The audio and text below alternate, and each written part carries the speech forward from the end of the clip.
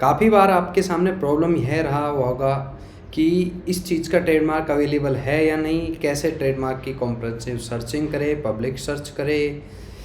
हम किसी चीज़ का लोगो या ट्रेडमार्क रजिस्टर्ड कराना चाहते हैं, वेदर इट इज़ अवेलेबल और नॉट, ये हमारे सामने समस्या रहती है। और हम इसका कैसे पता लगाएं, कैसे चेक करें।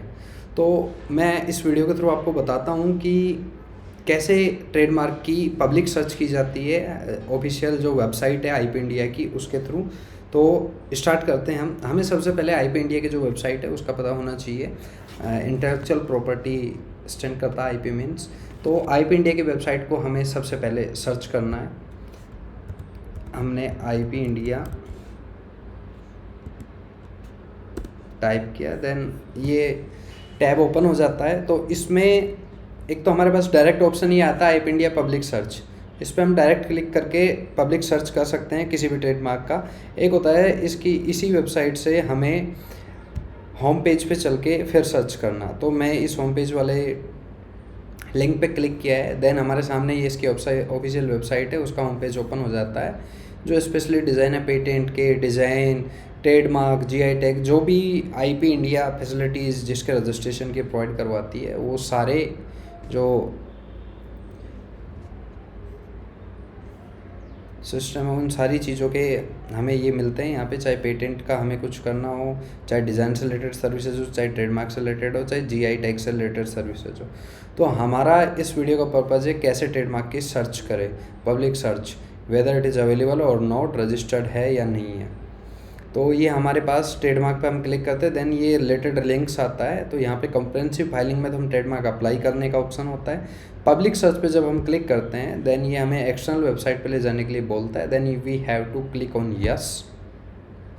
यहाँ हम डायरेक्ट उस पेज पे आ जाते हैं जो हमें, जब हमने गूगल पे आईपी इंडिया सर्च किया था तो वो सेकेंड जो लिंक दिख रहा था वो यहीं पर ओपन होता है डायरेक्ट जाके। तो अब हमारा सामने ये ऑप्शन आ जाता है जिसमें हमें मल्टीपल टैब और ऑप्शंस दिखते हैं कि क्या क्या चीज़ें हमें मिल सकती है। यहाँ पे चीज़ें हमें क्लास डिटेल जानना है कि आपका ट्रेडमार्क कौन से क्लास से रिलेटेड है। तो उस पर हम क्लास डिटेल पे क्लिक करके ये फैसिलिटीज़ पता कर सकते हैं, विच क्लास इज़, और ये वेल नोन मार्क कौन से हैं, प्रोहिबिटेड मार्क्स कौन से हैं एज पर the IP India, Vienna code classification क्या है, and what is the international non proprietary names. तो ये सारी चीज़ें होती हैं। वर्ड मार्क में जब हम स्टार्ट विद पे क्लिक करते हैं तो इस पर हमें कुछ चेक नहीं करना है, इस पर हमें कोई चीज़ नहीं करना इतना। हमें डायरेक्ट हमारा जो नाम है, कोई भी हम जैसे किसी भी ट्रेडमार्क का हमें पता करना है, तो लेट्स सपोज हमने कोई नाम ले लिया है लैक्मे, ठीक है।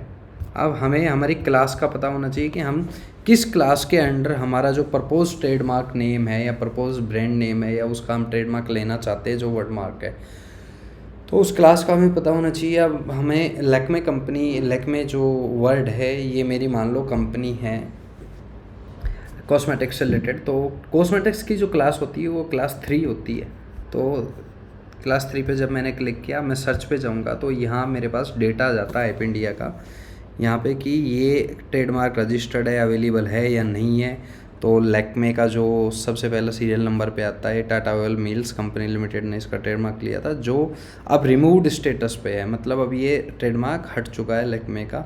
आप इस लैक्मे वर्ड पे, लैक्मे से रिलेटेड वर्ड पे या लैक्मे के साथ और कुछ कंबाइंड वर्ड है, उन सारों का जो ट्रेडमार्क है किन के पास अवेलेबल है, उसका स्टेटस क्या है, whether it is available, whether it is registered और रिमूव्ड। तो ये रिमूव्ड स्टेटस आ रहा है इन सब पे। लैक्मे ये उनके प्रोप्राइटर में, प्रोप्राइटर जो डिटेल है, कंपनी है, पार्टनरशिप फर्म है, जिसकी भी है वो डिटेल आता है, जिसने ये ट्रेडमार्क रजिस्टर कराया है। उसके नीचे एप्लीकेशन नंबर आता है, देन क्लास आती है, उसके बाद स्टेटस आता है। अब हमारे पास ऑप्शन आ जाता है next, Lakme lavender beauty talc, और ये सारी चीज़ आ जाती है, लैक्मे लिमिटेड। आप जैसे हमें इस पे हमने ये लैक्मे लेवेंडर रजिस्टर्ड है, ये सारी चीज़ें हैं, और ये स्टेटस में जहाँ जहाँ रिमूव्ड आ रहा है, जैसे हमने ये देखा। अब हमें इसका स्टेटस पता करना है, वेदर इट इज़ अवेलेबल और नॉट। तो इसका स्टेटस आ रहा है रजिस्टर्ड। जब हम 100 डिटेल पे करते हैं तो ये इधर राइट साइड में हमारे पास इसकी डिटेल शो हो जाती है, जिसमें इसका स्टेटस पता चलता है कि इसकी एप्लीकेशन डेट थी 1988 में था, ये अप्लाई किया हुआ था, जो रजिस्टर्ड में है, और जर्नल नंबर ये है, ये एप्लीकेशन नंबर है, और ये यूज सिंस ये 2019 तक यूज में आ रहा था, बट इट्स रजिस्टर्ड, तो ये हमें नहीं मिल सकता। तो बेसिकली लैक्मे से रिलेटेड काफ़ी सारे ट्रेडमार्क है जो हमें ये समझना चाहिए कि ये अवेलेबल नहीं हो पाएगा, तो हमें कोई दूसरे नाम के साथ मूव करना चाहिए। तो अब हम आते हैं नेक्स्ट सर्च पे। अब हमें हमारा कोई ब्रांड नेम यूनिक है या कुछ ऐसा नेम है जिसका हमें लगता है कि ये मिल सकता है, हमें ऐसा कोई ब्रांड सिमिलर नेम अवेलेबल नहीं है मार्केट में, तो देन हम उसका सर्च करके देख सकते हैं। जैसे मैंने कोई भी रैंडम वर्ड लिया है, सपोज दैट ये हमारा वर्ड मार्क है जिसका हम ट्रेडमार्क लेना चाहते हैं, और ये मैं जो क्लास के अंडर लेना चाहता हूँ वो मैंने क्लिक किया, then we have to search, click on search tab. अभी हमारे पास ये इन्फॉर्मेशन ब्लिंक होती है, it means that this particular name और ट्रेडमार्क इज़ अवेलेबल, मतलब इस नाम से कोई रिकॉर्ड शो नहीं हो रहा है, कोई रजिस्टर्ड नहीं है, it means that it is available. इस नेम से या सिमिलर नेम से कोई ट्रेडमार्क ऑलरेडी रजिस्टर्ड नहीं है, तो ये हमें मिल सकता है, तो हम इसका अप्लाई कर सकते हैं हम इस ब्रांड नेम को रजिस्टर करने के लिए। तो ये तरीका होता है ट्रेडमार्क का पब्लिक सर्च करने का, जो इस IP इंडिया की ऑफिशियल वेबसाइट पर ipindiaonline.government.in, तो ये हमारी वेबसाइट होती है जिसके थ्रू हम ये चेक कर सकते हैं public search of trademark. I hope मैंने आपको बता दिया है कि कैसे ट्रेडमार्क का पब्लिक सर्च करते हैं।